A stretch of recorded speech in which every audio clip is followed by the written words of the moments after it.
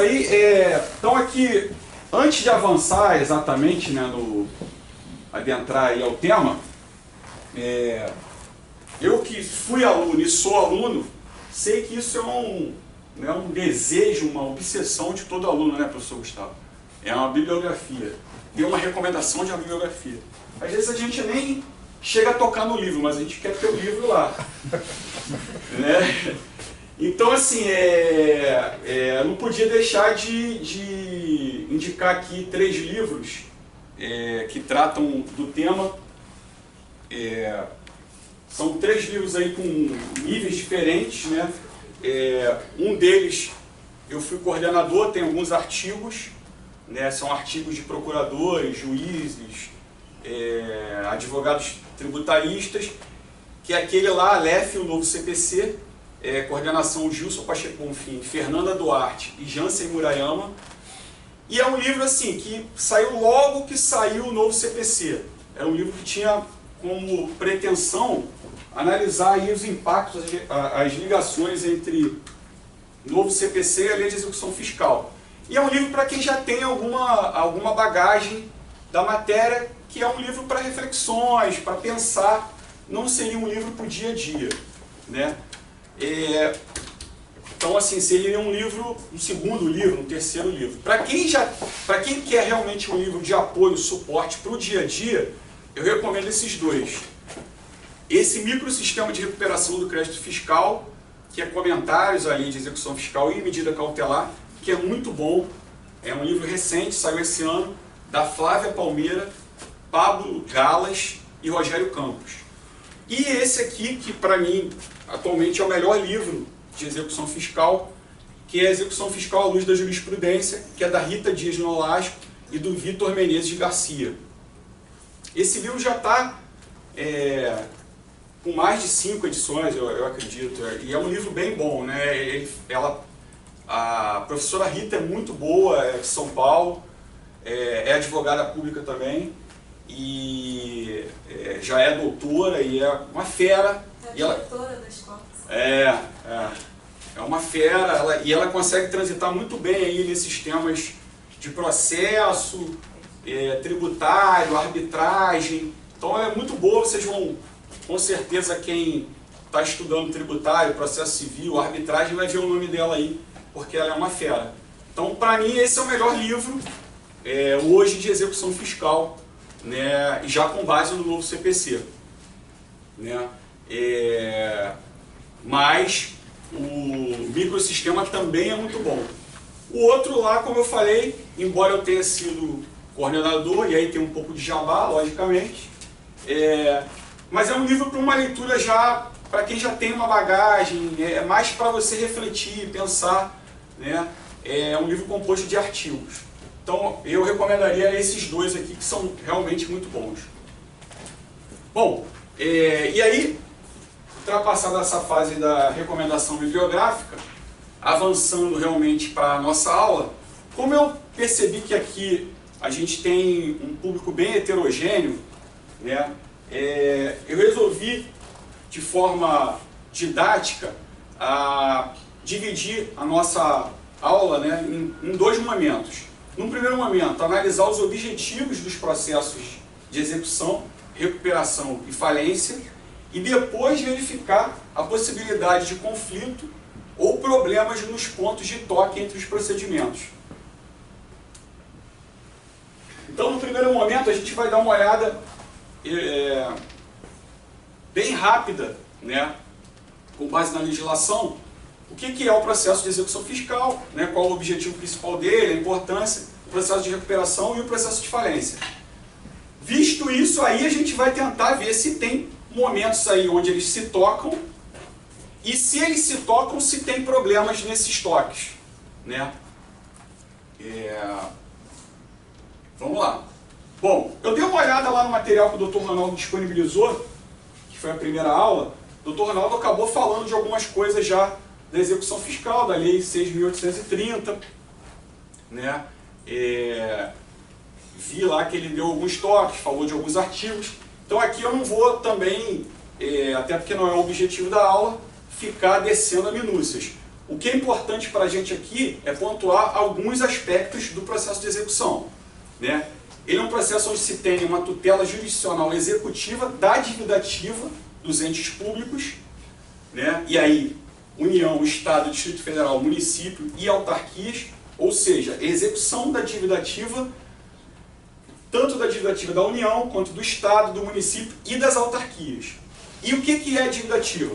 Bom, a dívida ativa é qualquer dívida de valor que está prevista em lei como de cobrança desses entes. Então, é um procedimento onde você inscreve aqueles valores numa relação, né, numa relação de dívida ativa, uma sequência. Aquele valor vai ter um número, vai ter uma inscrição, vai gerar uma inscrição de dívida ativa.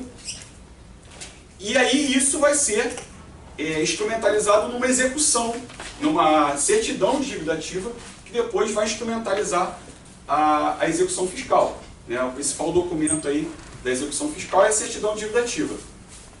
Então, essa certidão ela vai tanto ter créditos tributários como não tributários, né?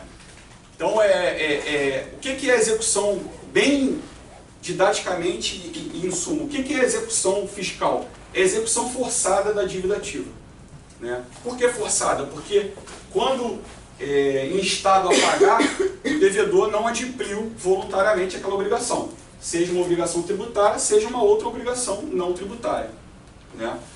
Isso se dá, reforço aqui, na União, nos estados, Distrito Federal, municípios e autarquias, né? Também tem a execução dos conselhos profissionais, que também é execução fiscal, mas aqui elas não nos interessam, né, com mais propriedade. Aí trouxe aqui os artigos da Lei de Execução Fiscal que instrumentalizam o que eu acabei de falar. Execução judicial da dívida ativa da União, Estado, Distrito Federal, municípios e autarquias, né, será regida por essa lei subsidiariamente pelo CPC. Ou seja, a Lei 6.830, que é a Lei de Execução Fiscal, né, vulgarmente conhecida como LEF, ela rege não só a execução da dívida ativa da União, como a execução da dívida ativa dos Estados, Distrito Federal, município e autarquias. E, além disso, se aplica também de forma subsidiária nesses processos o Código de Processo Civil, né? Tem alguns pontos aí de contato, tem algumas discussões, também não nos interessam aqui, mas para vocês saberem que você também aplica aí o CPC de forma subsidiária. O artigo 2º fala o que é a dívida ativa da Fazenda Pública. Como lhes falei, é aquela definida em lei como tributária ou não tributária, né, e que é passível de cobrança ou ou deve ser cobrada por esses entes: União, Estado, Município, Distrito Federal e as autarquias, né? O parágrafo 1º fala exatamente isso, o que é a dívida ativa da Fazenda Pública. Então,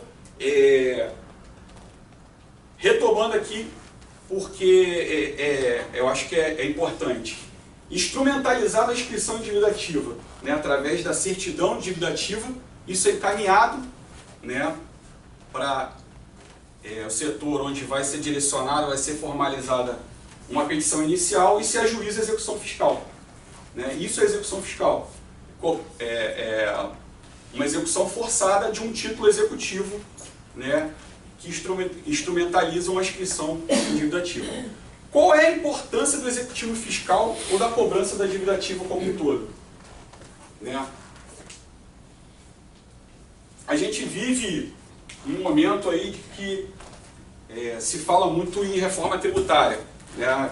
Uma das principais discussões hoje é a necessidade de uma reforma tributária, como ela vai ser feita, né? E se fala muito na carga tributária do Estado, o Estado com a carga tributária enorme, o Brasil está em torno de 35% do PIB, né? Então, se vê o pagamento de tributo, né, com muita reticência, até porque os serviços não são prestados da forma como nós gostaríamos, né?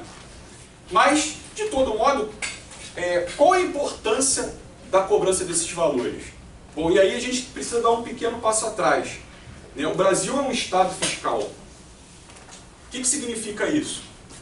significa que a maior parte das receitas do Estado fiscal do Brasil, e os estados modernos, na sua grande maioria, são estados fiscais, né? A maior parte das receitas desse tipo de Estado advém do pagamento dos tributos. Então, as atividades estatais são custeadas, sobretudo, pelo pagamento dos tributos.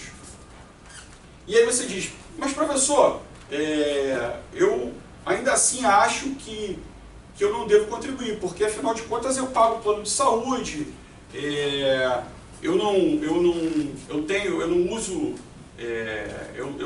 eu pago escola para o meu filho, os serviços são muito ruins. É uma reclamação comum daqueles que querem se eximir do pagamento de tributos. Fato é que, embora você pense que não usa nada do Estado, ou que o Estado te fornece muito pouco, só o fato do Estado existir, todo o aparato do Estado, isso requer recursos, né? A garantia da sua propriedade privada requer recursos, né? Você andar na rua, né? Existir em ruas, existir uma cidade, isso tudo requer recursos. E como o Estado financia isso? Tributos. Tributos. Então é difícil você falar em Estado, né, como um ente organizado sem falar em tributos. Então, mesmo que você ache que não usa nada, que não deveria pagar tributos, você usa, todos nós usamos, né? Então é essencial num Estado fiscal, né, o pagamento dos tributos. Então, nesse contexto, emerge como de suma importância a cobrança da dívida ativa. Não só como forma de pedagógica, para que aqueles que não pagam tributos efetivamente paguem, mas como forma de captação de recursos realmente para o Estado. Porque o Estado tem o seu orçamento e ele precisa de valores para custear aquele orçamento. E a partir do momento que aqueles valores não ingressam nos recursos no orçamento do Estado, novos recursos vão precisar ingressar para cobrir aqueles rombos, né? Ou aqueles déficits. Mas você pode dizer, mas olha, a carga tributária já é muito grande e os serviços não são prestados, a segurança é muito ruim, a educação é muito ruim. Veja, isso é uma questão de gasto público, de como o dinheiro é gasto, né? A gente precisa discutir isso também, né? Mas reduzir ou não pagar tributo não vai resolver o problema, porque existem despesas obrigatórias e fixas que precisam ser custeadas. Então, essa é a importância, né, não só da cobrança da dívida ativa, mas, no geral, aí, do pagamento dos tributos para os estados fiscais, que são a grande maioria dos estados modernos, né? Tem muito poucos estados no mundo que não são fiscais, ou seja, que não vivem essencialmente do pagamento de tributos. Bom, visto isso, a gente passa para a recuperação judicial. Processo de recuperação judicial. Qual a importância do processo de recuperação judicial? Dentro daquela temática que eu estabeleci inicialmente. Vamos analisar os objetivos do legislador com cada um desses tipos de processo e depois vamos analisar os pontos de toque ou conflito. Bom, a recuperação judicial é um instituto aqui no Brasil relativamente novo. Ingressou no ordenamento em 2005, antes a gente tinha concordata, né? Falência a gente já tinha há mais tempo, mas a recuperação é um instituto relativamente novo. A ideia do legislador foi o quê? Contrabalancear aí alguns interesses, né? Que é a manutenção da unidade produtiva, a permanência dos postos de trabalho e o interesse dos credores, né? De forma a não quebrar a empresa, né? Então a ideia inicial ali é preservar a atividade empresarial, preservar a empresa. Então é buscar a superação da crise econômico-financeira daquela pessoa jurídica, né? Através da reunião de todos os credores no mesmo juízo, né? A apresentação de um plano, esses credores vão analisar esse plano que o devedor apresenta, o plano dele para se recuperar. Os credores vão analisar, vão aprovar ou não. Aprovando, segue a recuperação para que a empresa se recupere, volte a funcionar normalmente, equalize suas dívidas. Então aí, o que se busca? O que se buscou? Evitar a quebra da empresa, fechamento dos postos de trabalho e um não pagamento total das dívidas. Então, é uma ideia para os credores que funciona da seguinte maneira: olha, é melhor receber menos, mas receber alguma coisa, né? Porque na recuperação é o que vai acontecer, os credores vão ter que ceder alguma coisa, de acordo com o plano que a empresa vai apresentar.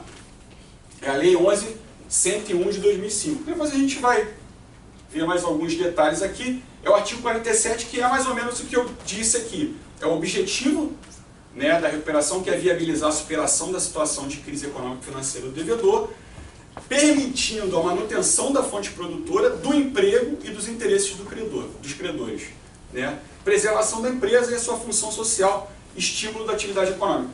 Percebam, e aqui eu acho que reside algo fundamental, embora o princípio da preservação da empresa seja algo muito caro ao legislador,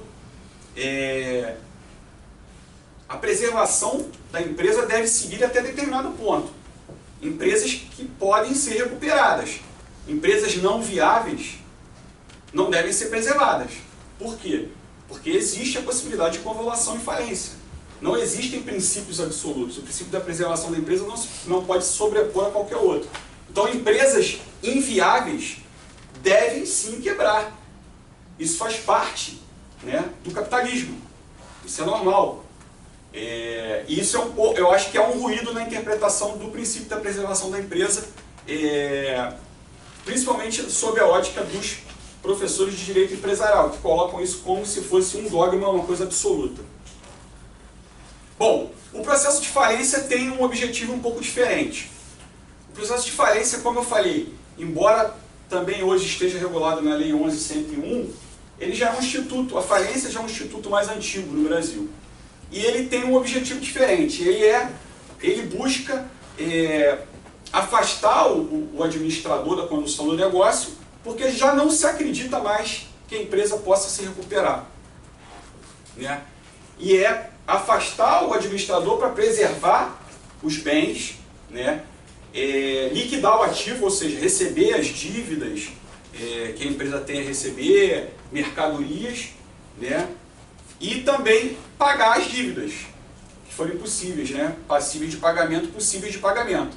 E depois dissolver a empresa, né? O objetivo da falência é diferente, né?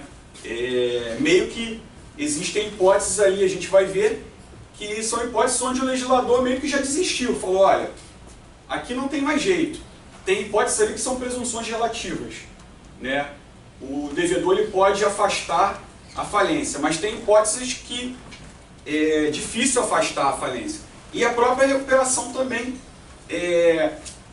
ela pode, se o plano não for aprovado pelos credores, ela pode também ser convolada em falência e acabar com a extinção da empresa, né? Isso que eu falei está lá no artigo 75 da Lei 11.101, né? Que é mais ou menos o objetivo da falência, né? Que é afastar o devedor, preservar e otimizar a utilização dos bens, ativos e recursos produtivos, inclusive os intangíveis da empresa, né? Então você vai levar todos os devedores para um juízo único, vai ter uma reunião de credores lá, né, daquele mesmo devedor, vai se pagar dentro de uma ordem de preferência e depois vai se extinguir a empresa, a pessoa jurídica. Bom, aqui eu coloquei os três, embora isso não seja objeto, só para constar que eu acho interessante, né? São os três, basicamente os três motivos de falência, né? Estão lá no artigo 94, 95, eu acho, da Lei 11.101, né? Porque a gente fala falência de modo vulgar, né, como se fosse só a situação da empresa que não tem como quitar suas dívidas. Mas o legislador ele colocou de uma forma um pouco diferente. Então, por exemplo, é o item 1 lá, a impontualidade ou inadimplência é caracterizada por um título executivo protestado de valor superior a 40 salários mínimos, ou frustração de execução por quantia líquida. Então, por exemplo, o devedor tem um título protestado acima de 40 salários mínimos, e ele não procura resolver essa né, essa dívida, mesmo que ele tenha um patrimônio suficiente para isso, ele pode ter a falência dele decretada. O credor pode pedir a falência. Então veja, não é só a situação de crise financeira extrema. Tem situações que o legislador apontou como aptas. E o número 2 é isso, são prática de atos de insolvência. São atos que o legislador colocou como atitudes objetivamente consideradas como atos de insolvência, que também podem levar à falência. E o último, sim, é a grave crise econômico-financeira que impossibilita o devedor de prosseguir com a sua atividade empresarial. Bom, o que a gente viu então até aqui? Os 3 processos têm objetivos distintos, né? Estão regulamentados de forma diferente. Né? Cada um deles tem a sua importância. Né? Eu mostrei aqui em linhas gerais que cada um deles tem a sua importância, está regulamentado de forma diferente pelo legislador, e agora a gente vai avançar para os pontos de contato ou conflito entre esses procedimentos, ou entre esses tipos de processo. Bom, pontos de contato. Quais são os pontos de contato entre os 3 tipos de processo? Aqui é interessante porque os pontos de contato são também as zonas onde vão surgir os conflitos. Por quê? A gente vai ver aí, quando a gente avançar, que o juízo da execução fiscal ele tem especialidade. É um princípio de especialização do juízo da execução fiscal para tratar da cobrança da dívida ativa. Né? Então, o juízo da execução fiscal ele tem competência para tratar daquela matéria. E o juízo da falência e da recuperação, ele também é especializado, né? Que se fala em juízo universal da falência e da recuperação, que atrai todas as causas para aquele juízo. Então vejam, são juízos com competências especiais, né? São pontos aí de contato, mas também são pontos de conflito, porque se são juízos com competências especiais, o que vai acontecer quando a gente tiver um devedor da fazenda em situação falimentar? E o que vai acontecer quando a gente tiver um devedor da fazenda em recuperação judicial? Quem é que vai tocar? É a execução fiscal ou é o juízo da recuperação? Né? Lembrem, são juízos com competência especializada. Por isso, o ponto de toque e o ponto de conflito. Bom, vamos para a legislação para a gente tentar entender como é que o legislador resolveu tratar disso. Vamos começar pelo CTN. O CTN é de 66. Então, já de longa data, a matéria tem essa linha de tratamento. O que o artigo 187 fala? A cobrança judicial do crédito tributário não é sujeita a concurso de credores ou habilitação de falência, recuperação judicial, concordata, inventário ou arrolamento. Aqui teve uma mudança na redação, a redação originária do 187 não era essa, teve uma mudança, como eu lhes falei, a recuperação judicial é um instituto mais recente, então eles fizeram uma pequena alteração. Mas a ideia é a mesma. A ideia é que o crédito tributário não se sujeita a concurso de credores, ou habilitação em falência e recuperação judicial. Então, o crédito tributário, segundo o que está no CTN, não sofreria qualquer tipo de interferência da falência ou da recuperação judicial. E nesses outros casos também que estão ali, mas não nos interessam. Inventário, arrolamento. Isso é o 187 do CTN. Lei de execução fiscal. Como lhes falei, vulgarmente conhecida como LEF. Lei 6.830 de 1980. Artigo 5º. Esse é o artigo que estabelece aí o princípio da especialização do juízo da execução fiscal. A competência para processar e julgar a execução da dívida ativa da Fazenda Pública exclui a de qualquer outro juízo, inclusive o da falência, concordata, liquidação, insolvência e inventário. Aqui não houve atualização da recuperação, inserir aí o termo recuperação judicial. Continua a mesma redação, mas obviamente também se aplica a recuperação. Vejam, o dispositivo é claro, a competência para processar e julgar a execução da dívida ativa exclui de qualquer outro juízo, inclusive da falência e da recuperação. Né? E o 29, na mesma linha, diz algo parecido com o que o CTN já dizia. Né? A cobrança judicial da dívida ativa não é sujeita a concurso de credores ou habilitação em falência. Concordata, liquidação, inventário ou rolamento. Está bem claro, né? Está bem claro, a gente lendo a legislação, que não há uma comunicação. Né? A execução está aqui, a falência está lá e elas seguem seus caminhos, falência e recuperação, e elas seguem seus caminhos, cada uma no seu ritmo, né? Cada uma feliz e contente. Bom, como eu estou falando em competência, abri um pequeno parênteses para dizer qual é o juízo competente para a execução fiscal. Né? Primeiro, competência na doutrina processualista, é medida ou limite de jurisdição. Jurisdição, o que é? Uma função estatal onde o Estado resolve conflitos de interesse, resolve litígios. Né? Como é que se distribui essa função estatal pelo território nacional? São as regras de competência. E aí você divide em matéria, territorial e várias outras regras. Então, o juiz competente para a execução fiscal é aquele que vai analisar a execução fiscal. A LEF não falava sobre isso, né?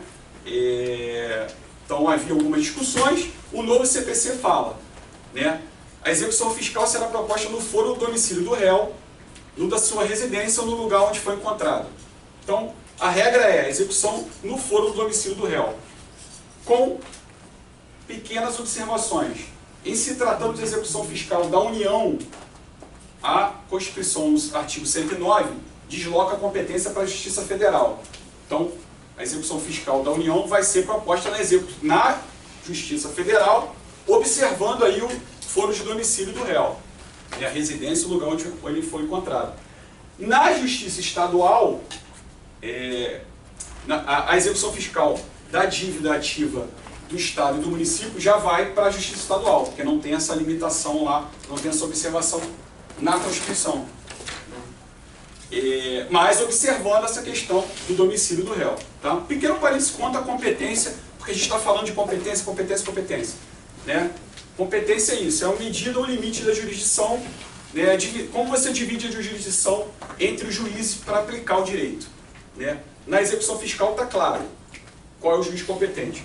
Vamos avançando, né, dentro da nossa proposta inicial. A Lei 11.101, que é que fala da recuperação, ela vai estabelecer ali o juízo universal da recuperação e da falência. E aí é que vão, talvez, começar os problemas. Vamos lá, o artigo 6º fala, olha, a decretação da falência ou deferimento do processamento da recuperação suspende o curso da prescrição de todas as ações e execuções fiscais do devedor. Né? Seria um problema se o parágrafo 7º não excepcionasse no que tange a execução fiscal.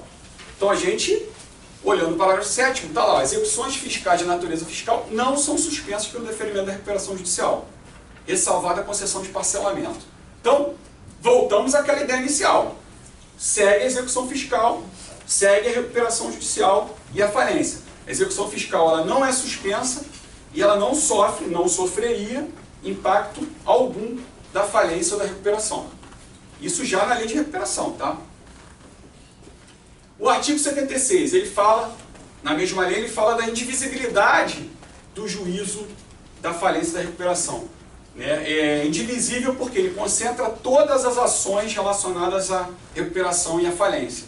Né? Exceto as fiscais. Então ali, mais uma vez, uma exceção com relação à execução fiscal. Né? Então, seguimos naquela linha inicial. Ao que tudo indica, a legislação está dizendo, olha, a execução fiscal vai seguir o seu rito e a falência e a recuperação vai seguir também o seu.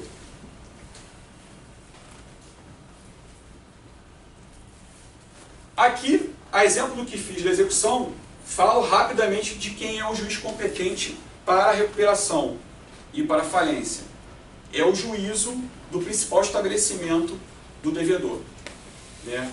Então, vamos imaginar que Livraria Saraiva está em recuperação judicial. Até onde eu sei, continua em recuperação. Mas vamos imaginar que tenha sido convertida aí em falência. E tenha domicílio no Rio. Não sei se tem, mas tenha domicílio no Rio. Competente para a execução fiscal da dívida ativa da União é um juízo aqui do Rio, né, da Justiça Federal, para processar a execução fiscal. E a recuperação é um dos juízos de recuperação aqui de falência do TJ. Né? Ali você tem uma concentração, não sei quantas varas são, mas vai tramitar lá porque o principal estabelecimento da Saraiva seria no Rio. Aqui só hipoteticamente para a gente poder visualizar. Sim, vimos aí que a princípio não teríamos problema, né, no procedimento da execução com falência. A princípio tudo caminharia, cada processo caminharia no seu ritmo, no seu tempo, todos viveriam felizes.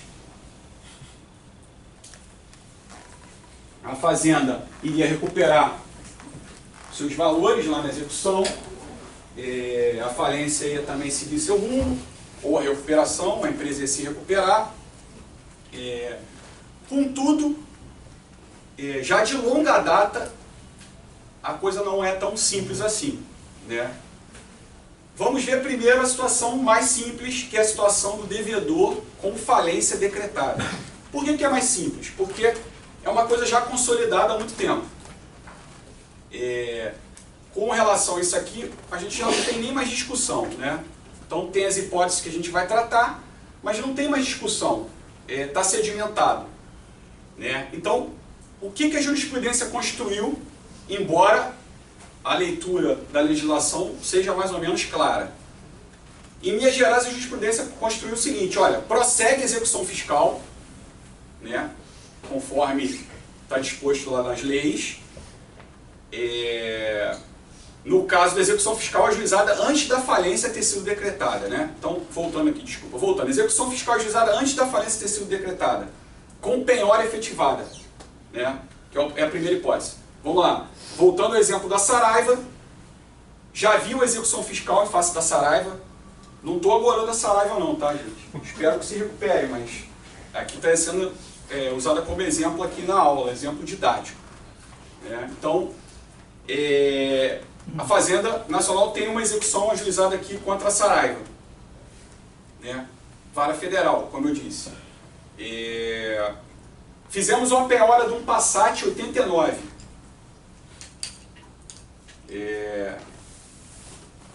Passat foi levado a leilão e arrematado por R$2.000. 1.900, na verdade. Está valendo menos. E a falência foi decretada nesse meio tempo. Né? O que acontece? Então, execução ajuizada antes da falência com penhora efetivada. Penhora, né, ocorreu antes da decretação da falência. A execução segue, você faz o leilão, né, se tiver arrematação lá, vai ter pagamento do valor e, vejam, percebam que aqui é o que há de fundamental. O valor não vai para a fazenda, ele vai para o juízo falimentar. E aí vocês podem dizer, mas professor, o senhor acabou de dizer que cada um vai tramitar no seu tempo, vão viver felizes. É o que dizia a lei. Mas a jurisprudência não entendeu dessa forma. Então ela entende que a execução não é suspensa, ela segue, ela vai até um ponto, mas ela acaba sofrendo uma influência da falência.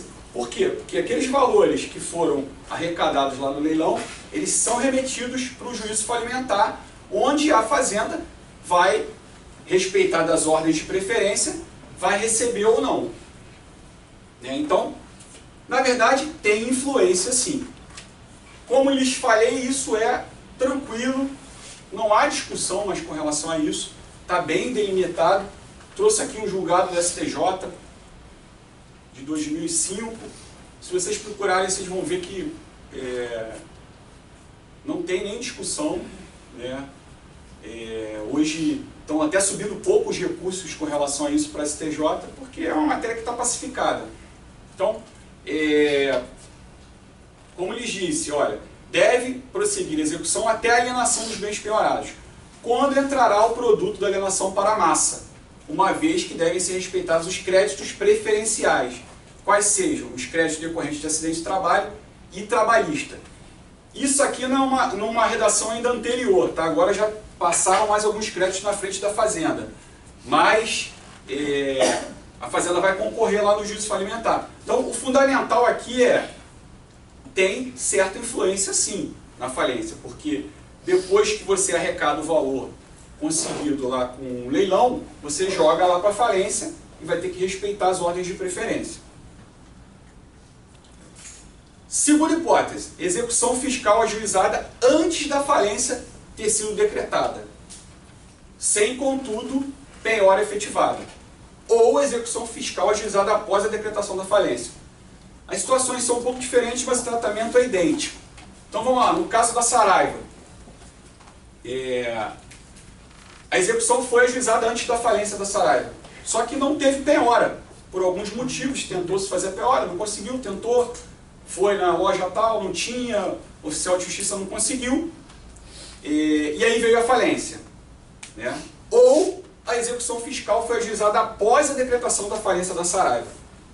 Nesses dois casos, o que acontece? Aí a situação é um pouco diferente, né? E, de certa forma, até piora um pouco para a Fazenda, porque a Fazenda vai ter que requerer a penhora no rosto dos autos da falência, tá? Com a citação do síndico. Como é que funciona isso?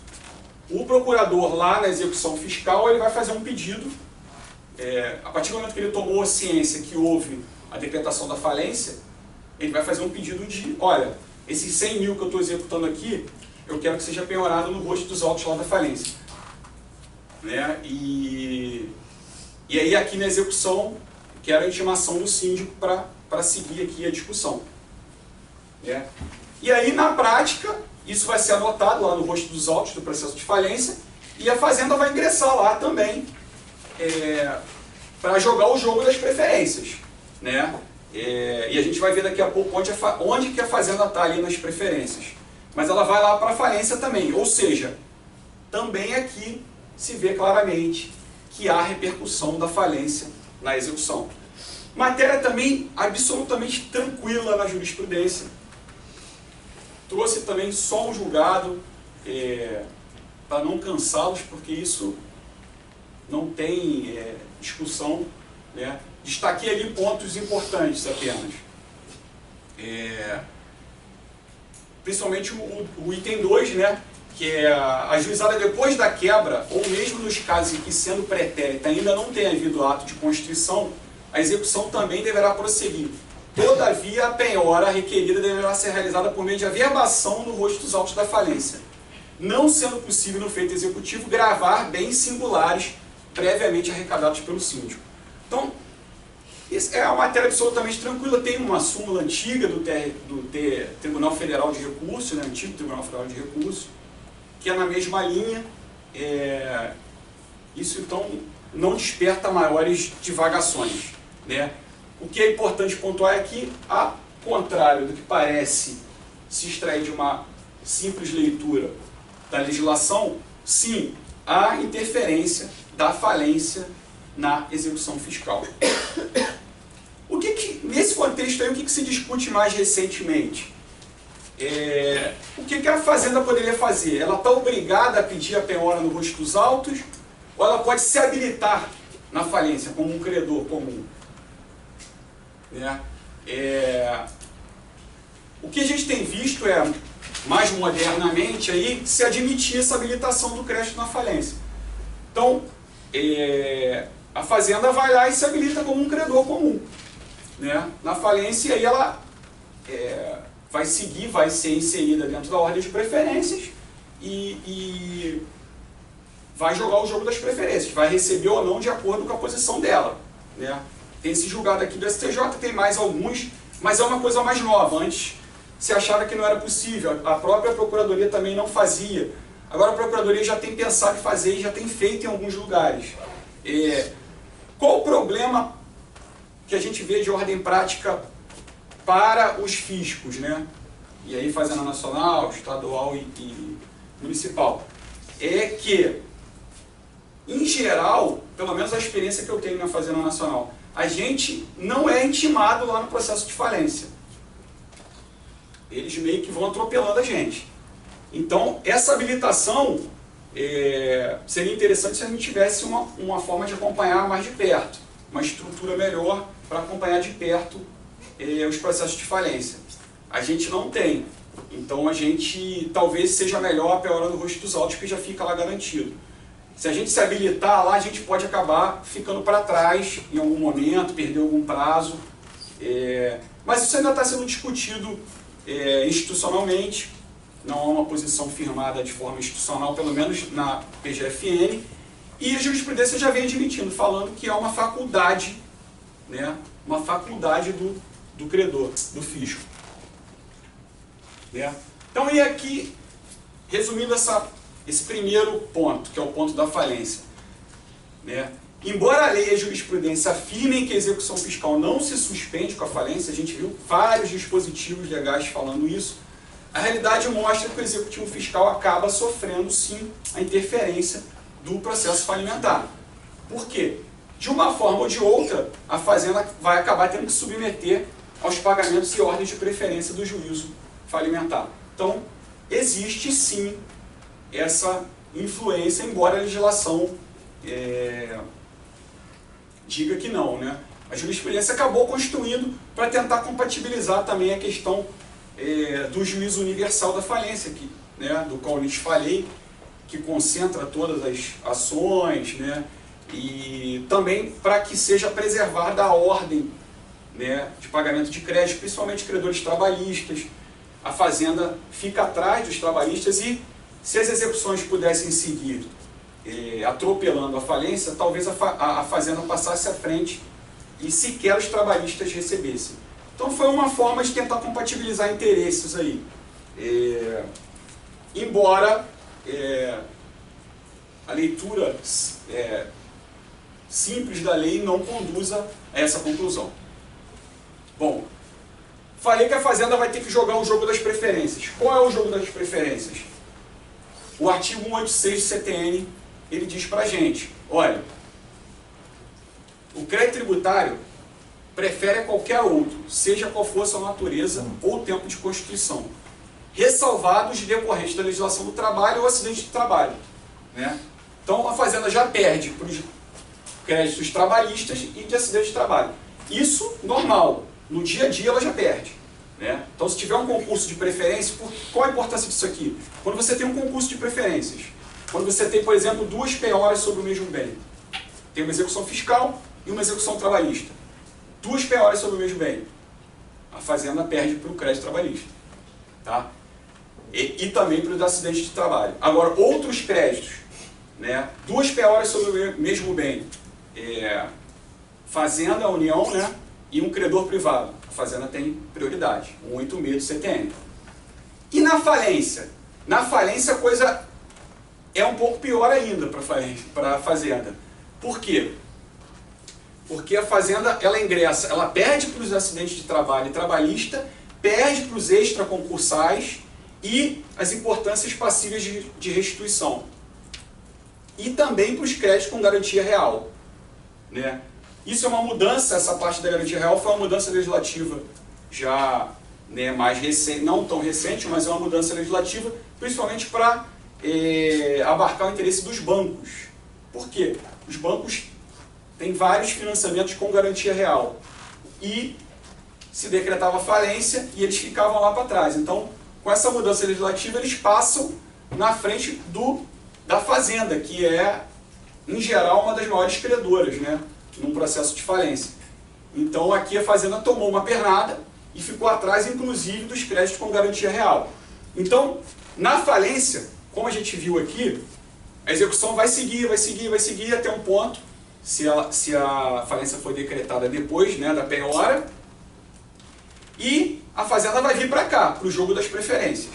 E aqui ela vai ter que se arrumar. E se a falência for até anterior à penhora, vai ser penhora no Rosto dos Autos. E a Fazenda também vem para cá. Então, esse primeiro ponto eu acho que ficou claro que, embora a legislação trate de forma até bastante clara, né, a falência produz sim efeitos sobre a execução fiscal. Né? Ficou claro isso, gente? Disso. Foi. Eu tenho visto decisões determinando a desconstituição da penhora. Porque já tinha falência, né? Não, da recuperação. Não, mas a recuperação a gente vai ver ainda. Recuperação no segundo ponto. A gente vai agora para a recuperação. Esse primeiro ponto é falência. Recuperação, a gente vai ver agora, a situação é pior ainda. Então, mas você já adiantou, vamos passar então, aproveitando para a recuperação. Bom, a recuperação, como vimos lá, é um instituto relativamente recente, né, no ordenamento jurídico brasileiro. Na verdade, ingressou em 2005, antes você tinha concordata. Né? Você passou a ter, a partir de 2005, a recuperação judicial. Né? Como instituto mesmo, um instituto trazido do exterior, de experiências do exterior até bem-sucedidas. No exterior. O que vimos? Né? Que é exemplo da falência, né? As execuções fiscais não são suspensas pelo deferimento da recuperação judicial. Né? Mas aí, nesse ponto, começam os problemas. Né? E aí, nesse ponto, sim, nós temos muita controvérsia. Né? Como lhes falei, o princípio da preservação da empresa, ele é interpretado aqui no bojo da recuperação de forma absoluta. Né? Recuperar a empresa a qualquer preço. E aí, por conta disso, a gente tem muita controvérsia. Bom, vamos lá. A execução não se suspende com a recuperação. Tá? E o que isso significa? Né? Significaria, em tese, que você tem a recuperação judicial e a falência vai seguir, inclusive com possibilidade de penhora de bens. Né? Mas o que começou a acontecer? A execução fiscal seguia, você tinha a penhora de um bem e esse bem estava relacionado lá no plano de recuperação da empresa. E a empresa vinha e dizia, olha, peraí, temos um problema aqui, porque a fazenda penhorou um bem que está na recuperação, isso vai inviabilizar a minha recuperação, vai quebrar a empresa. Né? E começaram os problemas chegaram no judiciário que foram tendo tratamento diferente à medida que eles eram tratados pelo juízo da recuperação ou pelo juízo da execução. Como lhes falei, são juízos especializados. Então, o que acontecia? A fazenda vai no juízo da execução e pede a penhora do bem. O juiz vai lá e defere. Pode penhorar. Chega lá, o oficial penhora. Aí vem a empresa de recuperação, vem no juízo da execução e fala, olha, esse bem está lá no meu plano de recuperação. Aí o juízo da execução dizia, olha, não posso fazer nada. A lei diz que não suspende. Aí o que a empresa de recuperação fazia? Ela ia no juízo da recuperação e falava com o juízo da recuperação, olha, estão piorando bem aqui da recuperação, como é que vai ficar? Começaram a surgir conflitos até de competência. Né? E foi assim que, num primeiro momento, a coisa chegou no STJ, através de conflitos de competência. E aí, regimentalmente, o STJ tem uma disciplina para análise de conflito de competência, para esse tipo de análise de conflito de competência, que atribui a segunda sessão do STJ a análise desses conflitos de competência. Então, vamos lá, voltando a esse exemplo, fizemos a penhora, a empresa de recuperação veio aqui na execução, o juiz falou, olha, eu não vou me meter com isso não, porque a lei diz que tem que seguir a execução. Você regularizou sua situação com a fazenda pública? Não. Você tem regularidade fiscal? Não. Então vai seguir a execução. Ele vai, recorre, o tribunal mantém, ou ele vai lá no juízo da recuperação, e o juízo da recuperação decide diferente. Então fica um conflito de decisões, vai para a segunda sessão do STJ. O que a segunda sessão da STJ decidiu? E aí é importante dizer isso. Segunda sessão é composta, na sua maioria, por ministros que tratam de direito privado.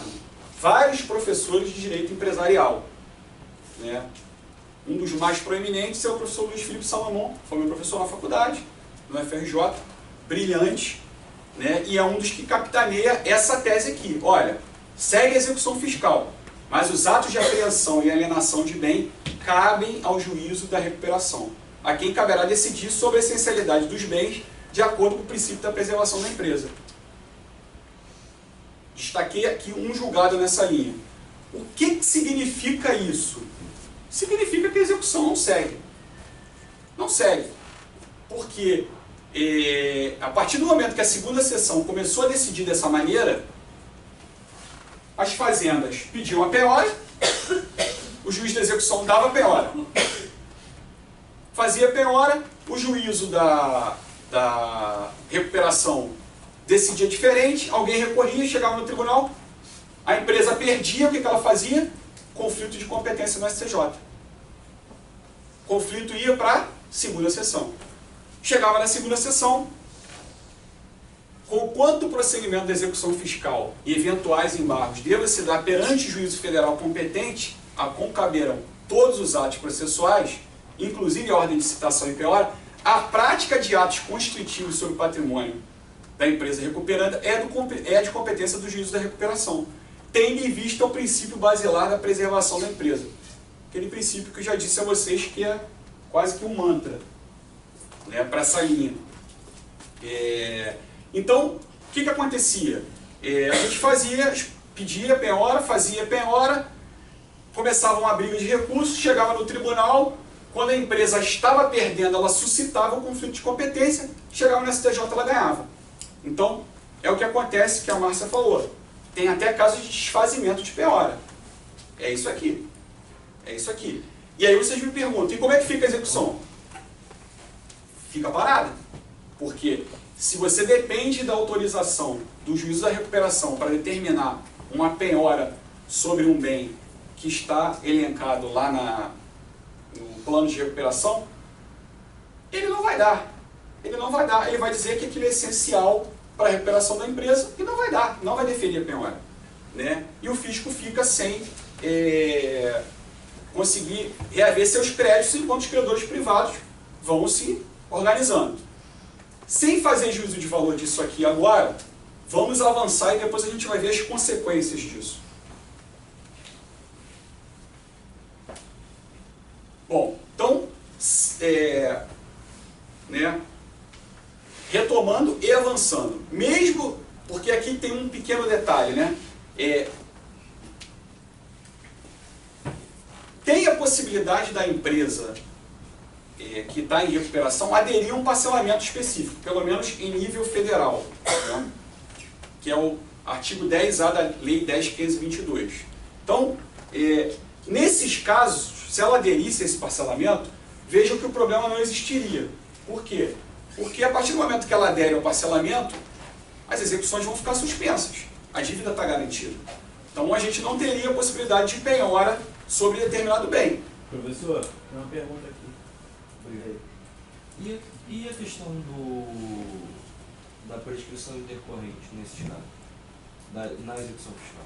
Porque, na verdade, há um bem nomeado a penhora que efetivamente não sofre a conscrição por conta do juízo, por conta dessa supremacia, do juízo lá de recuperação. E como é que fica a questão da prescrição intercorrente? Não tem prescrição intercorrente, tem julgados falando isso. Porque não tem inércia da fazenda. Não tem inércia da fazenda. Na verdade, aí a fazenda fica impossibilitada a não ser que você tenha um bem que não está elencado no plano. Entendeu? Mas, em geral, isso não acontece. Então, não tem como você falar em prescrição intercorrente. Até porque a gente vai ver que a situação hoje acabou avançando num sentido que aí mesmo que não vai ter prescrição intercorrente. Mas os casos antigos não tem. Não tem. Você tem até julgados nesse caso, nesse sentido. Né? Então, então o que acontece? Se a empresa aderisse ao parcelamento, a gente não teria esse problema, né? Durante muito tempo não havia essa lei de parcelamento. Então o STJ falava, olha, não tem a lei de parcelamento, então não posso exigir que para recuperação tenha regularidade fiscal. Então por isso os bens aqui da recuperação ficam incólumes. Hoje já existe a lei, né? Ela acrescentou o artigo 10A, 10.522, tem um parcelamento específico. O que acontece? As empresas não aderem, não acham interessante e o STJ continua decidindo da mesma maneira, né? Aqui, ó, de 2018, mas nessa linha, olha, a segunda seção decidiu que a edição da referida legislação não repercute na jurisprudência dessa Corte Superior no que diz respeito à competência do juízo da recuperação, sob pena de afrontar o princípio da preservação da empresa, né? Como sempre é o mantra, né? Então, a situação do fisco é complicada na recuperação. Vamos lá. Qual a consequência prática disso? É que a fazenda acaba por não receber o crédito, né? Porque o juízo da recuperação não vai deferir atos de expropriação, né? Por entender que isso vai repercutir na recuperação da empresa, os bens vão estar lá fatalmente no plano. E como a fazenda não participa da recuperação, não participa inclusive expressamente lá da Assembleia Geral de Credores, ela não consta, então ela nem pode participar, ao contrário da falência, onde você poderia habilitar, aqui é pior, né? Então, como ela não pode participar da Assembleia de Credores, as execuções ficam paradas e o crédito público não satisfeito. Aí até por isso a dúvida ali do colega, vem cá, mas aí teria prestação intercorrente? Não, porque não tem inércia, né? E aí aqui, antes da gente avançar, né, eu acho interessante também a gente entender por que foi construído esse sistema da execução não ser paralisada. Por que o legislador pensou dessa maneira na recuperação judicial? Ele pensou da seguinte forma, olha, para deferimento da recuperação judicial é preciso cumprir alguns requisitos, né? Senão você não pode ter o deferimento da recuperação. Então ele tem que apresentar um plano viável, mas também cumprir alguns requisitos. Dentre esses requisitos, o devedor deveria apresentar uma certidão de regularidade fiscal, né? O que é essa certidão de regularidade fiscal? É uma certidão dizendo que ou ele não deve, ou que ele está com as dívidas parceladas, tem penhora garantindo, tem uma decisão judicial que suspendeu. Então, assim, qual foi a ideia do legislador? A ideia é, olha, a execução fiscal não é paralisada porque se teve recuperação deferida, teve o cumprimento de requisitos, dentre eles a apresentação de certidão de regularidade fiscal. Então não vai ter problema, porque o devedor está com a situação fiscal dele regularizada. Então não vai ter interferência. Não vai ter interferência entre o crédito público e o privado, né? Então vejam, e é nada mais natural, né, já que o crédito público não participa da recuperação. Se ele não participa, ele tem que estar equacionado para você ter a recuperação deferida. Essa foi a ideia do legislador. Mas a jurisprudência, né, começou a construir uma ideia de que seria possível definir a recuperação judicial, né? Aqui é o artigo 57 que expressamente exige a apresentação da certidão de regularidade. Ó, o devedor, após a juntada aos autos do plano aprovado pela Assembleia Geral de Credores, isso aqui é a Lei 11.101, tá? O devedor apresentará certidões negativas de débito tributário, né? Cumpridas as exigências, o juiz concederá a recuperação judicial, cujo plano não tenha sofrido objeção dos credores, ou tenha sido aprovado pela Assembleia Geral. Então, veja, seria um requisito essencial para o deferimento da recuperação, a regularidade fiscal. Se você tem regularidade fiscal, as execuções vão ficar paradas. Se você não tem regularidade, você não pode ter o deferimento. Se você teve o deferimento ainda assim, as execuções não podem ficar paradas. É uma lógica do sistema. O sistema foi estruturado dessa forma. Porém, como a lei a lei da recuperação falava em parcelamento específico para o devedor, o que a jurisprudência passou a entender? Olha, como não tem a lei estabelecendo esse parcelamento específico, o devedor não tem como regularizar a sua situação. Então, como ele não tem como regularizar, a gente afasta a certidão, a exigência de certidão de regularidade fiscal para o deferimento da concessão, né? E aí fica uma ponta solta. Por que fica uma ponta solta? Se você afastou a exigência de certidão de regularidade fiscal, a execução tem que andar. Porque se não tem regularidade fiscal, os débitos são exigíveis. E a execução tem que andar. E aí, como é que você junta essa ponta? Né? Aí, seguindo o ensinamento do professor Eros Grau, é o problema de você interpretar o direito em tiras.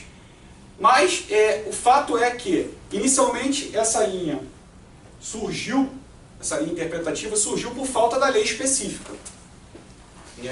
Olha, não tem lei específica, não pode exigir a certidão de regularidade, porque senão você vai inviabilizar a recuperação da empresa. Tá? Então, pode definir a recuperação sem a certidão de regularidade fiscal.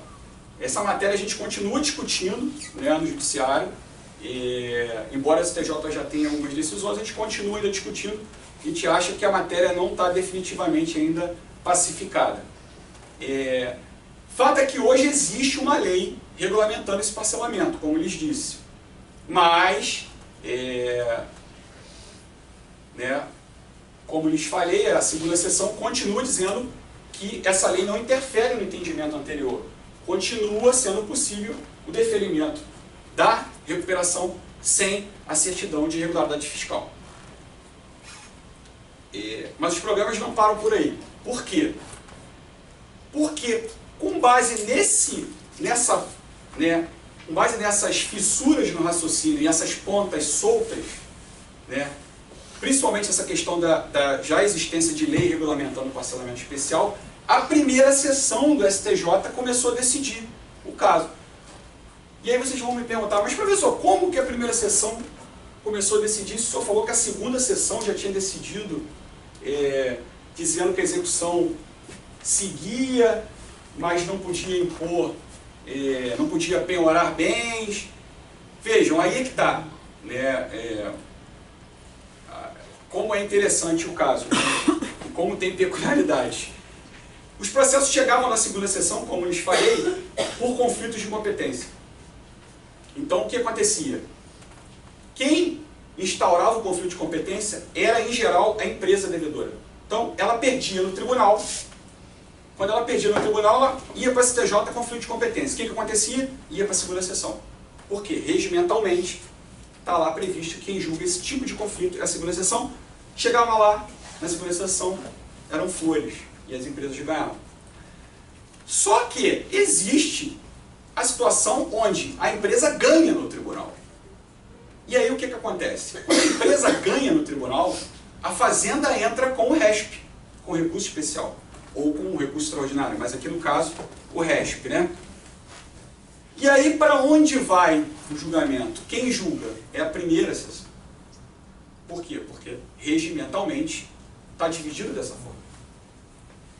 E aí, como quem julga é a primeira sessão, por incrível que pareça, o resultado é diferente.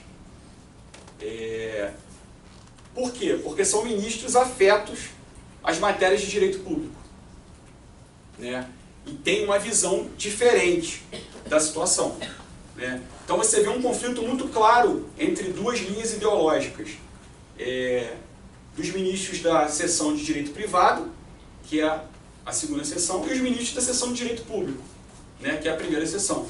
Aqui você tem o ministro Mauro Campbell, Herman Benjamin, Regina Helena Costa, são ministros que estão acostumados a julgar a matéria tributária, questões de direito público. Lá do outro lado você tem Luiz Felipe Salomão, Marco Aurélio Belize, são ministros cunhados na linha de direito privado.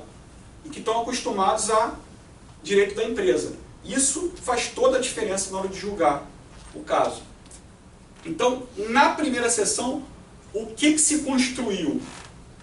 Se construiu a ideia de que, olha, se a recuperação foi deferida sem apresentação da certidão de regularidade fiscal, foi o que eu acabei de dizer para vocês, aquela ponta solta no raciocínio, a execução terá prosseguimento, inclusive com possibilidade de penhora de bens da empresa em recuperação, pois não se pode permitir a regularização do estabelecimento empresarial somente com relação aos credores privados. Veja, faz todo sentido. Como lhes falei, o sistema foi estruturado dessa forma. É preciso, para que a recuperação ande, que exista a regularidade fiscal da empresa. É um requisito. Se você não tem a regularidade, a execução vai continuar andando. Isso pode, inclusive, impactar a recuperação. Sim, pode impactar, mas a empresa que regulariza a situação, né? E ela tem meios para isso. Existe o parcelamento. E existem outros parcelamentos, né? Por que ela não o faz, né? Então, aqui, a primeira sessão disse, olha, se foi deferida a recuperação sem apresentação de certidão de regularidade fiscal, a execução vai continuar, inclusive com possibilidade de penhora de bens da empresa em recuperação. Trouxe aqui, e aí vocês, no site do STJ, vocês vão encontrar vários julgados nessa linha. O ministro Erva Benjamin, então, é um dos principais defensores dessa linha, que não é porque eu sou procurador da Fazenda, mas é a que me parece mais razoável, né? Como lhes falei, aqui voltando, o direito não pode ser interpretado em tiras. O ministro Eros Grau dizia muito isso na sua época, quer dizer, na minha época de aluno do ministro Eros Grau, lendo seus livros, eu via muito isso, e ele também dizia isso, né? O direito não se interpreta em tiras. É o que me parece acontecer nesse caso, por parte da seção de direito privado, né? Essa interpretação da seção de direito público me parece mais lógica e sistemática, dentro da estrutura que se montou para recuperação e execução. É o que prevalece, é o que prevalecia na seção de direito público. Por que é o que prevalecia? Porque é uma situação absurda, totalmente absurda, né? Como é que duas sessões do STJ decidem uma mesma questão de forma diferente? Que mensagem você passa, né, para as pessoas? Que mensagem você passa para o investidor estrangeiro? Isso não é segurança jurídica, né? Vira uma loteria ou vira uma coisa de artimanha. Vou aqui para conflito de competência, vou para lá, não, se eu entrar com RESP eu me dou bem. Ora, isso não faz o menor sentido. Não se pode querer que o país realmente tenha investidores e cresça de forma sustentável com o judiciário beirando a esquizofrenia, né? Então a situação chegou num ponto insustentável, com as duas sessões definindo de forma diferente, e aí o ministro Mauro Campbell afetou esse tema para julgamento e recurso repetitivo, né? São 3 ali RESPs, né? É o tema 987, que ele busca definir? Busca definir quem é o juízo competente, né, para determinar atos constritivos em face de empresa em recuperação judicial. Quem é o juízo competente? É o juízo da execução ou é o juízo da recuperação, né? Isso vai ser objeto de deliberação no julgamento desse tema repetitivo, 987. Agora, atentem para o seguinte: órgão julgador. Primeira sessão. O que vocês acham que vai sair daí? Se for a primeira sessão que vai julgar. Vai sair o julgamento favorável à Fazenda, óbvio. Óbvio. Então isso, inclusive, gerou um mal-estar dentro do STJ, entre os ministros da segunda sessão, que ficaram contrariados pela afetação, porque com essa afetação, se acontecer um julgamento favorável à Fazenda, a segunda sessão vai ficar obrigada a seguir.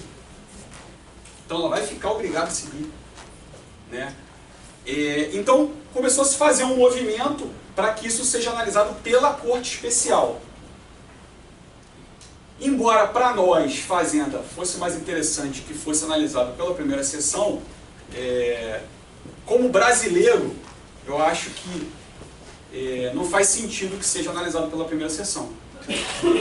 Agora, não sei se tem, eu acho que tem que ser pela Corte Especial, que vai reunir, né, ali todos os ministros. E aí ministros da primeira e da segunda sessão. Mas agora, eu não sei regimentalmente como é que fica. Sei que gerou um mal-estar grande, matérias jornalísticas, ministros chateados, mas a situação ainda não está definida, eu acho, com relação à competência exatamente de quem vai julgar. Né? Tanto que essa afetação foi em fevereiro de 2018 e está parado. E o pior, né? Tem uma determinação nacional para todos os processos onde você discute isso ficarem sobrestados. Então, assim, é aí que eu te falei que não tem mais discussão com relação à prescrição, porque está tudo parado. Então, se você pedir uma penhora numa execução fiscal de um bem de uma empresa em recuperação, o juiz vai dizer, olha, esse tema está parado. Vai ficar parado essa execução aí esperando. Ou você me mostra um outro bem que não está na recuperação, ou vai ficar parado. Né? E, assim, é complicado porque já tem mais de um ano e a coisa continua parada. Essa semana eles andaram discutindo lá, semana passada, questão de competência, mas disseram que tem urgência no caso, isso no âmbito da primeira sessão, né? Mas a coisa não andou. Então teve pedido de vista e a situação permanece dessa maneira. Tema 987 está parado, você tem milhares de processos paralisados, né? Os processos de execução, a recuperação judicial está andando, os credores privados estão lá tendo o seu crédito satisfeito, né? Ou não, né? Porque também não é assim a recuperação como a gente vai ver aqui nos próximos slides. Bom, então qual é o estado atual da arte? Processos executivos parados, créditos públicos desguarnecidos, enquanto os credores privados conseguem mal ou bem a satisfação dos seus créditos da recuperação, que é deferida, como lhes falei, sem apresentação da certidão de regularidade fiscal. O que vai acontecer se essa suspensão demorar muito? Vai acontecer que provavelmente a Fazenda não vai conseguir qualquer bem, né? Não vai conseguir satisfazer qualquer valor, porque a recuperação vai andar, você vai satisfazendo, fazendo pagamentos, e vai acabar chegando num momento que, se demorar muito essa suspensão, ou demorar muito esse julgamento, a Fazenda pode não ter nada satisfeito. A título de exemplo, eu digo aos senhores que a maior recuperação judicial do país, isso qualquer um pode ter acesso a essa informação, é só jogar na internet, então não é uma informação abarcada por sigilo fiscal, nada disso. A maior recuperação judicial do país é da empresa Oi, né, que deve aí alguns bilhões de reais. E a Fazenda não recebe R$1 sequer dessa recuperação.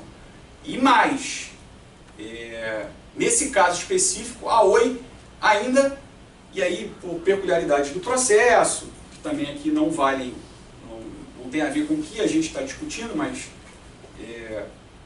apenas para pontuar como a situação é grave, a Oi ainda consegue usufruir benefícios fiscais, né? Sem irregularidade fiscal, né? Porque ela conseguiu o deferimento da recuperação sem apresentar a certidão de regularidade fiscal. Nós recorremos, perdemos, estamos em luta, mas estamos perdendo. Mas ela conseguiu, não parcelou nada, não paga nem R$1, né? E está pagando aí os credores privados, mal ou bem. A gente não sabe se ela vai efetivamente conseguir se recuperar, mas está aí andando a custo de um financiamento de dinheiro público, né? Lembrem-se que, como falei aos senhores, que o Brasil é um estado fiscal, depende dos recursos oriundos de tributo. E mais do que isso, nesse caso, essas empresas obtêm um benefício que as outras empresas que estão pagando os tributos não obtêm. Então veja, é uma concorrência até desleal, né? A Oi tem uma situação hoje muito favorável em relação à TIM, por exemplo, em relação à Claro. Por quê? Porque ela está, não sei se é o caso da TIM, da Claro, se está tudo certinho, mas hipoteticamente, vamos imaginar que a TIM e a Claro, né, pelo menos elas não estão em recuperação. Elas estão pagando os tributos, está tudo certo, enquanto a Oi tem lá um passivo tributário gigante, não paga nada e continua operando e obtendo benefícios fiscais. Então, assim, é até uma concorrência desleal. Isso influencia no mercado. Não é só o crédito público que está desguarnecido, né? Como é que ela consegue concorrer, nesse caso, com essas empresas, se ela tem realmente a certidão de recuperação judicial de falência, né? Não, ela não tem. Ela não tem ainda. Ela tem o deferimento da recuperação. Ela não tem a certidão de regularidade. Tá, mas ela consegue participar de licitação. Como é que ela consegue participar de licitação? Decisão judicial. Não, mas não. Qual é o benefício da certidão fiscal, por exemplo, no caso com a Fazenda Nacional, que ela obtém para conseguir essa participação? Que é desigual. A outra está tentando, está parcelando. Então, qual é o benefício que ela tem que permite ela participar? O benefício é o seguinte, vamos lá. O que aconteceu nesse processo especificamente? O processo é gigante, né? A maior recuperação do país tem, para vocês terem uma ideia, a Assembleia de Credores era lá no Rio Centro. Um negócio tão grande. Não, é verdade isso. Não é brincadeira não. É no Rio Centro. E o que aconteceu nesse processo? A gente vem batalhando, brigando e o juiz, seguindo o entendimento dele, como é um juiz de recuperação, né, como eu lhes falei, o juízo ali ele é especializado. O que acontece? Ele olha a situação da empresa. Ele quer recuperar a empresa, né? Então ele faz de tudo para recuperar a empresa. E a Fazenda? A Fazenda, eu quero recuperar a empresa. O negócio é a preservação da empresa. A empresa não pode quebrar. Ainda mais uma empresa desse porte, né? Começam também a ter aspectos políticos envolvidos. Não estou dizendo que o juiz está levando isso em conta, mas é uma empresa enorme, né? Ela tem uma fatia do mercado. Então o que acontece? A partir do momento que ela tentava participar de licitações, num primeiro momento, ela teve isso negado. Olha, você não tem regularidade fiscal, você não vai participar. Você não vai ter benefício fiscal e você não pode participar dessa licitação. O que ela fez? Ela foi no juiz da recuperação, falou, olha, vai inviabilizar meu plano aqui, eu vou quebrar. Ele, você vai quebrar? Vou quebrar, eu preciso de uma ordem aqui, dizendo que eu posso participar. Aí o juiz deu. Aí a gente recorreu. Briga e nada. Hoje ela participa de licitação sem a certidão de regularidade fiscal, enquanto as outras precisam. Pois é, mas por uma decisão judicial está o juiz da recuperação, né? Quer dizer, ele sobrepõe ao juiz da execução. Né? Então, aí isso isso é porque a história é grande, a história é grande. Interesse cumprimento só pode ter. A história é grande. Não, assim. Qual é a segurança que o contratante vai ter de uma empresa que de repente não vai garantir uma operação? Isso é uma outra visão, né? Isso é uma outra visão. Será que ele vai receber? Pois é. Será que ele vai receber? E vejam, ele está contratando com o poder público, inclusive. Está recebendo benefício fiscal. Uma situação absurda por todos os pontos de vista. Eu acho que sim. Ninguém aqui quer quebrar a Oi. Eu não estou aqui dizendo que vamos quebrar todas as empresas. O desemprego está brutal, são 13 milhões de desempregados. Pessoas e mais pessoas dormindo aqui na rua, no centro. É óbvio que a situação do país é talvez uma das piores da história. Eu não estou defendendo isso. Agora, o que eu acho é que empresas viáveis devem ser recuperadas, empresas inviáveis não devem ser recuperadas. Isso faz parte do modo capitalista. Ou a gente vai para um outro modelo. O modelo capitalista é isso, né? E isso tem um custo, né? Se empresas viáveis devem ser recuperadas e empresas inviáveis, e isso a lei prevê, ela fala em convolução da recuperação de falência, se empresas inviáveis não devem ser recuperadas, que quebrem. Isso faz parte do jogo, né? O que não pode é uma empresa inviável seguir sendo sustentada pela gente, que é o que está acontecendo, né? Porque não se engane, se ela não está pagando, a conta precisa fechar. Alguém tem que pagar, né? Como lhes falei, Estado fiscal precisa dos recursos tributários. Então, e aí, vejam que interessante.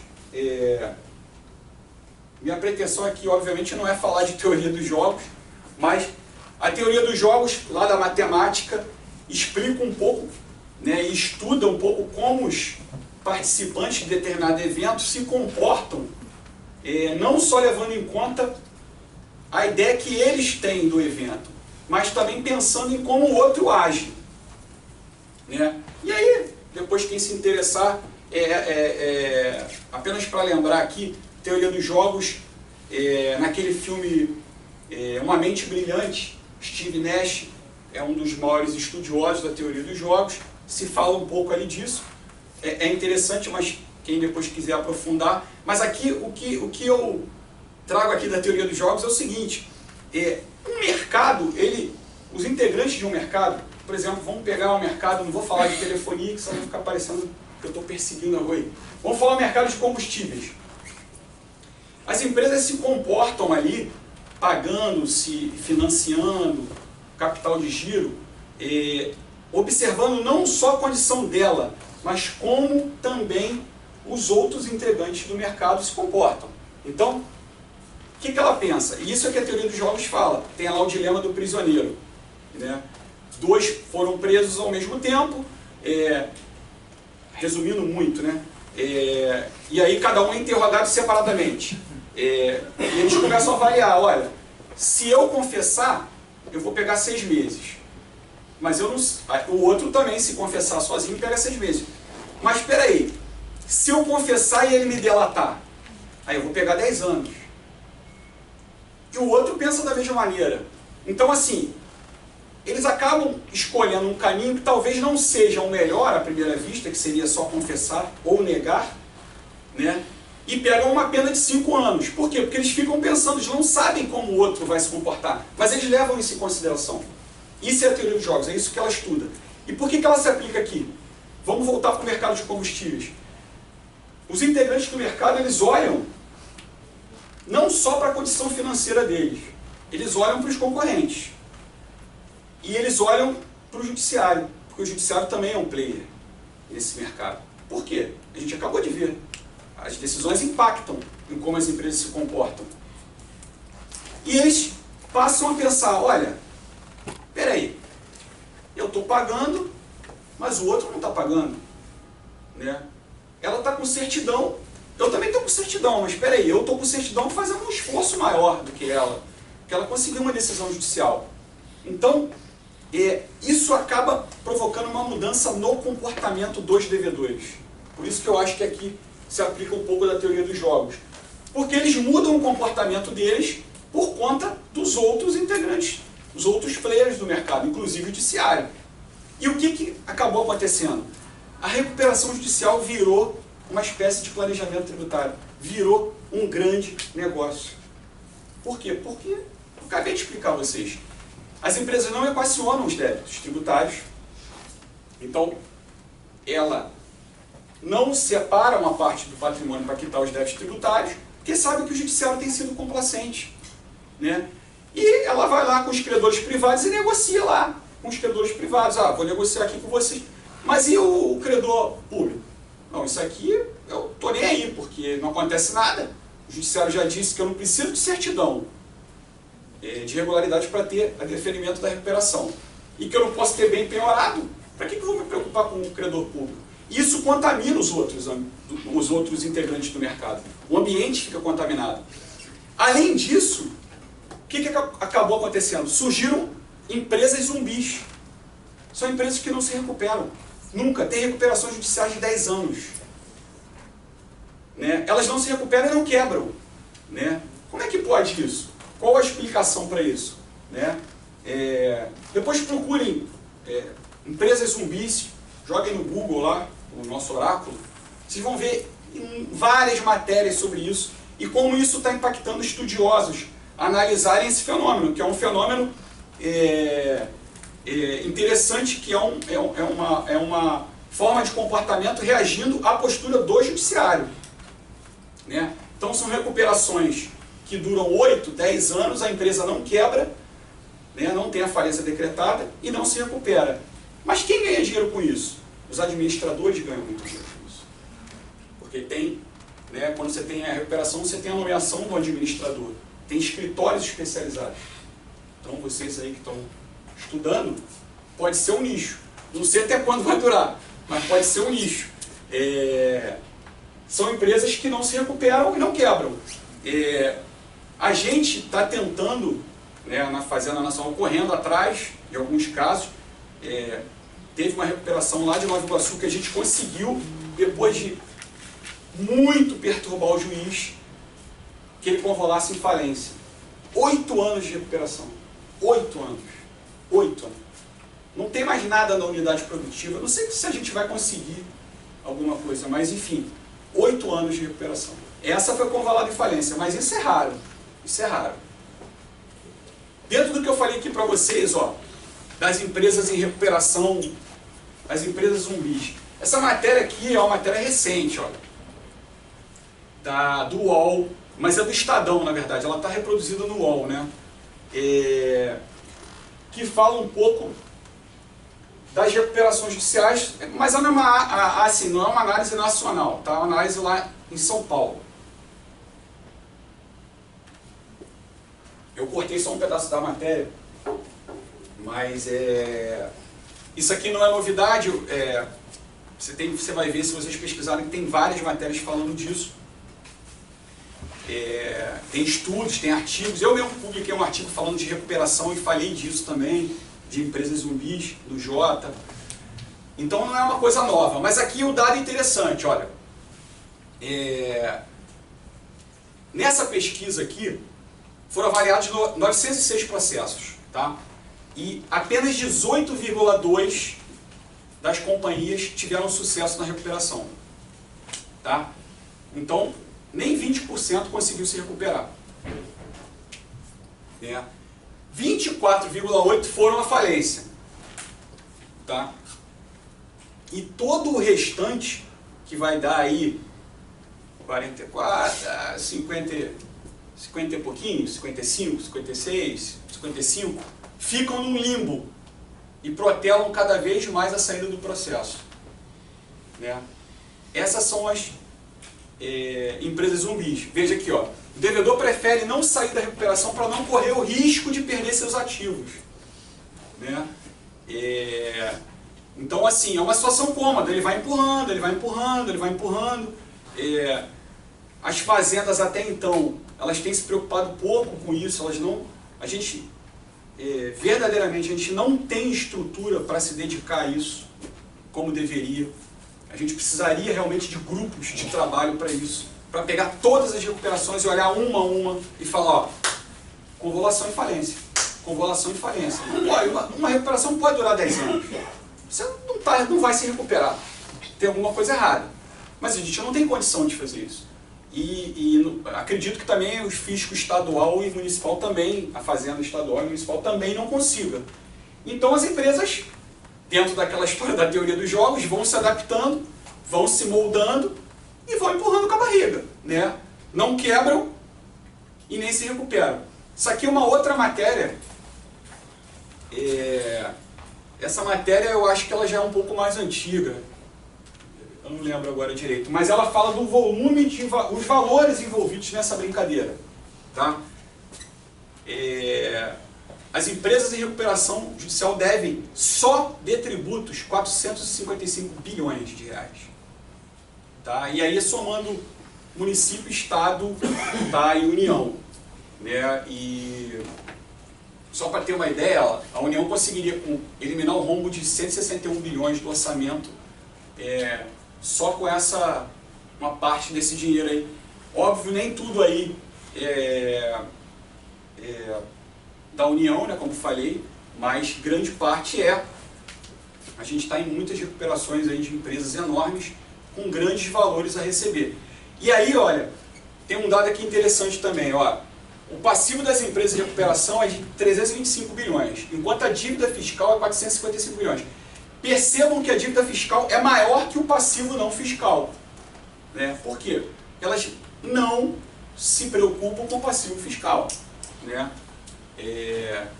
Então, é um problema grande aí que a gente tem em termos de país para resolver, tentar, e aí já temos discussões em âmbito legislativo de uma nova lei de recuperação, isso tem, de certa forma, andado aí, o fisco agora já parece achar melhor participar da recuperação, né, abrir mão lá de seguir com a execução, porque tem visto que o judiciário tem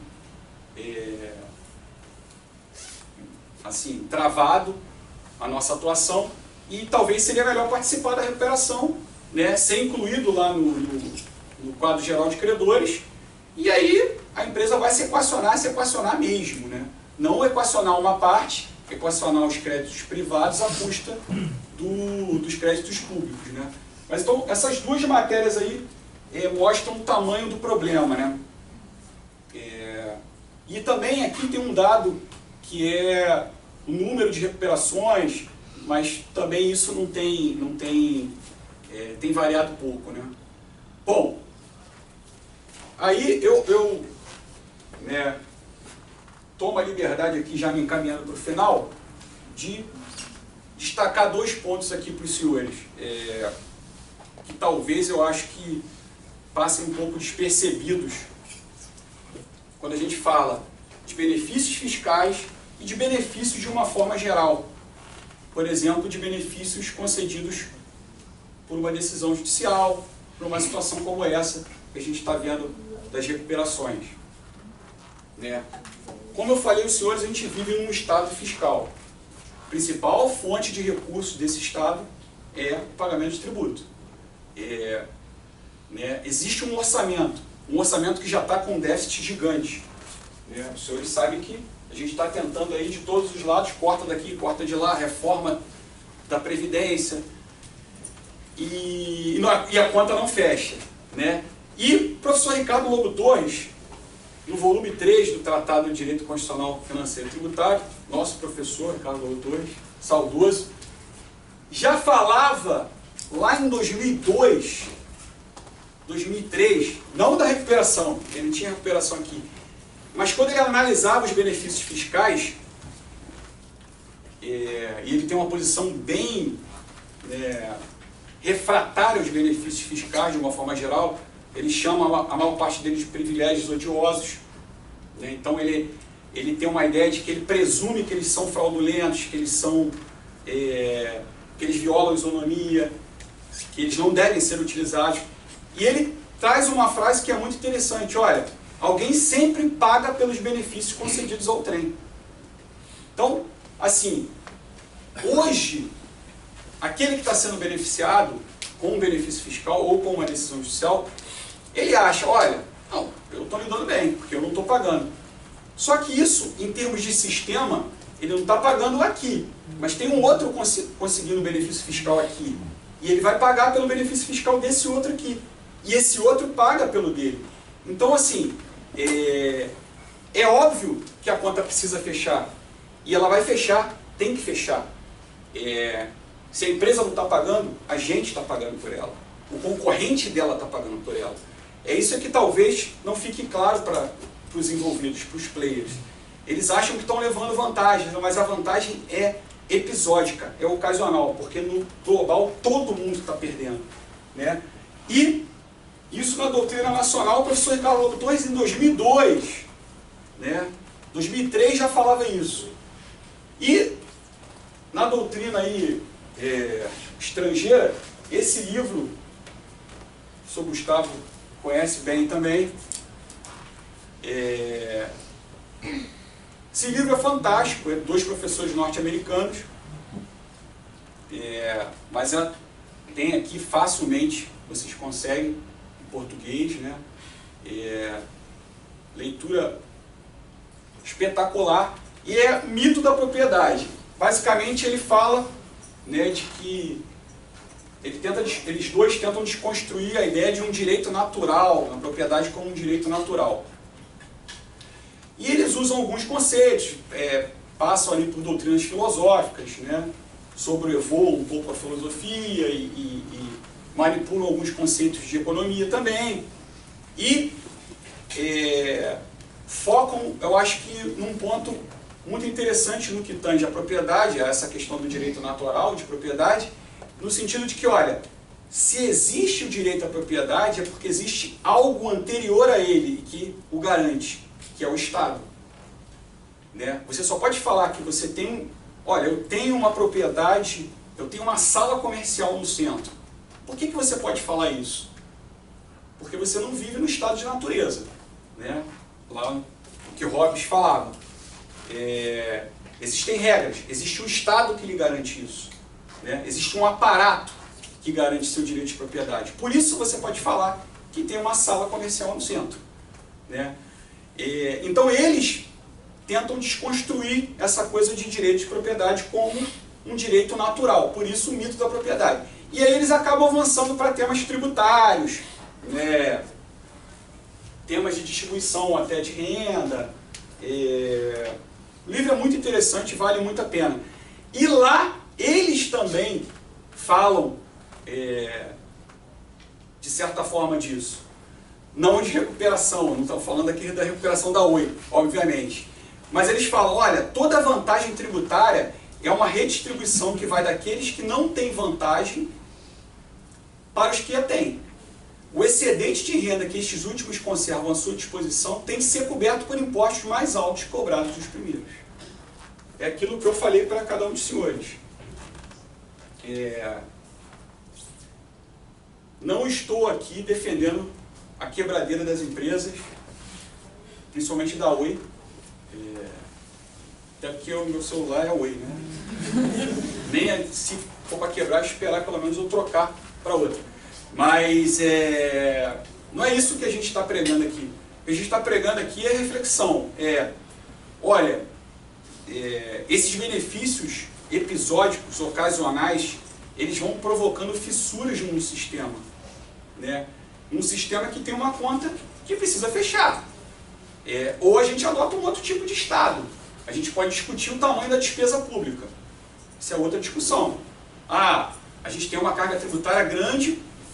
Tem. Mas por quê? Porque a gente tem um Estado enorme. Vamos diminuir o Estado? Pode diminuir o Estado. Vamos melhorar o gasto da despesa pública? Vamos melhorar. Mas hoje a gente precisa dos tributos para fazer jus a uma despesa enorme.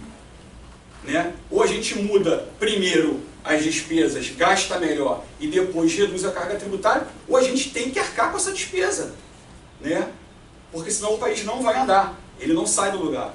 E na medida que você dá benefícios a um, a outro, aquele outro, você não só desequilibra aqueles nichos de mercado, porque os que não têm benefício não conseguem ter aquele preço no mesmo nível do outro que tem o benefício. Então ele já começa a perder mercado. Isso é bom para a produtividade? Não. Não, isso é ruim, isso é péssimo para o país. E além disso, né, esse benefício vai ter que ser coberto por alguém. A gente não pode se enganar achando que o Estado vai conseguir cobrir isso de uma outra forma. Ou ele vai emitir moeda e vai gerar inflação, coisa que não tem sido feita, ou ele vai se endividar mais, coisa também que ele não tem feito. Ele tenta, por quê? Porque isso vai ocasionar ainda mais problemas fiscais menos confiança, mais desemprego. Então o que a gente precisa? De uma conta que feche. E uma conta que fecha, ela passa por isso, por menos vantagens episódicas, menos vantagens para determinados players. Um sistema justo para todo mundo, né? E aí a gente vai avançar para discutir despesas. Mas hoje, a recuperação e a execução tem problemas sérios, né? Um deles é esse. Desequilibra o mercado em vários nichos, não recupera a empresa e ainda faz todos nós pagarmos mais tributos. Não se engane, todos nós pagamos mais.